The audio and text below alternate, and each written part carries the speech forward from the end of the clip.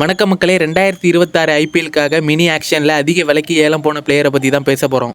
Top 10ல் யார் இருக்காரு அப்படின்னா ஜேசன் ஹோல்டர். இவர் வெஸ்ட் இண்டீஸ் பிளேயர். இவரை 7 கோடி ரூபாய்க்கு குஜராத் டைட்டன்ஸ் எடுத்திருக்காங்க. அடுத்ததா 9வது இடத்துல வெங்கடேஷ் ஐயர் இருக்காரு. இவரை ராயல் சேலஞ்சர்ஸ் பெங்களூரு 7 கோடி ரூபாய்க்கு எடுத்திருக்காங்க. அடுத்ததா 8வது இடத்துல ரவி பிஷ்ணு இருக்காரு. இவரை 7.20 கோடி ரூபாய்க்கு ராஜஸ்தான் ராயல்ஸ் எடுத்திருக்காங்க. அடுத்ததா 7வது இடத்துல யார் இருக்காருன்னா அக்விப் தார்னு ஒருத்தவர் இருக்காரு. அவரை 8.40 கோடிக்கு டெல்லி கேபிட்டல்ஸ் எடுத்திருக்காங்க. அடுத்ததா 6வது இடத்துல யார் இருக்காருன்னா முஸ்தபிசுர் ரஹ்மான் இருக்காரு. இவரை 9.20 crore கல்கட்டா நைட் ரைடர்ஸ் எடுத்திருக்காங்க. அடுத்ததா 5வது இடத்துல யார் இருக்காருன்னா நம்ம லியாம் லிவிங்ஸ்டன் தான் இருக்காரு. இவரை 13 crore சன்ரைசர்ஸ் ஹைதராபாத் எடுத்திருக்காங்க. அடுத்ததா 4வது இடத்துல யார் இருக்காரு அப்படின்னா கார்த்திக் சர்மானு ஒரு அன்கேப்டு பிளேயர். இவர் சென்னை சூப்பர் கிங்ஸ் எடுத்திருக்காங்க 14.20 கோடிக்கு. அதுக்கு அடுத்ததா 3வது இடத்துல யார் இருக்காருன்னா பிரசாந்த் வீர்னு ஒருத்தவர் இருக்காரு. அவரையும் 14.20 கோடிக்கு சென்னை சூப்பர் கிங்ஸ் எடுத்திருக்காங்க. பேசாம இதுக்கு ஜடேஜாவை ரீடைன் கூட பண்ணிருக்கலாம், இவனுங்க விட்டுட்டானுங்க. அடுத்ததா செகண்ட் பிளேஸ்ல யார் இருக்காருன்னா மதீஷா பத்திரனா தான் இருக்காரு. இவரை 18 கோடிக்கு கேகேஆர் எடுத்திருக்காங்க. முக்கியமா 18 கோடி ரூபாய்க்கு தலைவன் ஒர்த்தா என்னன்னு கமெண்ட்ல சொல்லிட்டு போயிடுங்க. இவர் நல்ல பவுலர் தான், இருந்தாலும் ஏகப்பட்ட வைடு போடுவாரு. அது மட்டும் இல்லாம போன வருஷம் ரொமேரியோ ஷெப்பர்ட் பிரிச்சு விட்டுட்டாரு.